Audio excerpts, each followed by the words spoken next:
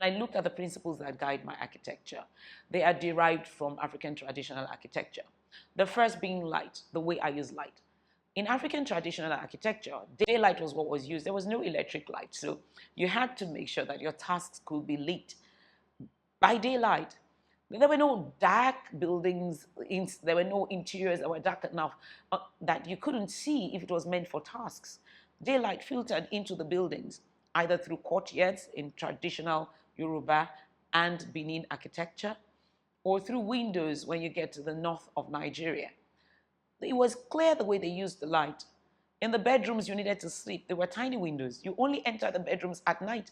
It was meant for sleeping and for other nocturnal activities. But then in the day, they had receptions of the grand Yoruba palaces in courtyards. They had porches where they received envoys. They had porches functioned like anterooms through which they filtered the visitors.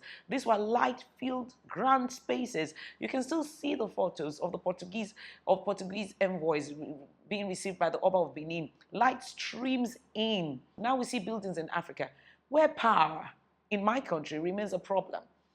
And the buildings have dark interiors during the day. My buildings are filled with light. But I approach light not just in terms of artificial lighting or daylighting. Lighting for me, light is the revealer.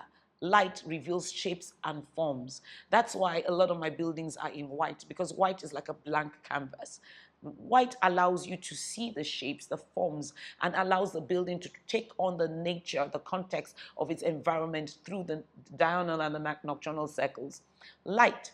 When I look at the Yoruba architecture, I see the use of the courtyard. The courtyard was about two things. It was for ventilation and for lighting.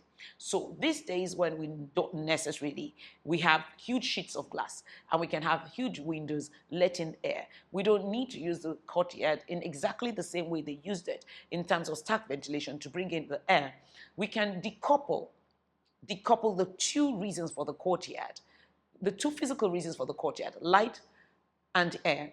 Bring in the air through the huge windows, but still make light the focal point of the buildings, people gathering in the light. Many of my projects, you find that there's an atrium in the places of congress or congregation. So people gather in the light. You can see it in Guiding Light Assembly, you can see it in the Rain Oil headquarters, you can see it in AD's studio.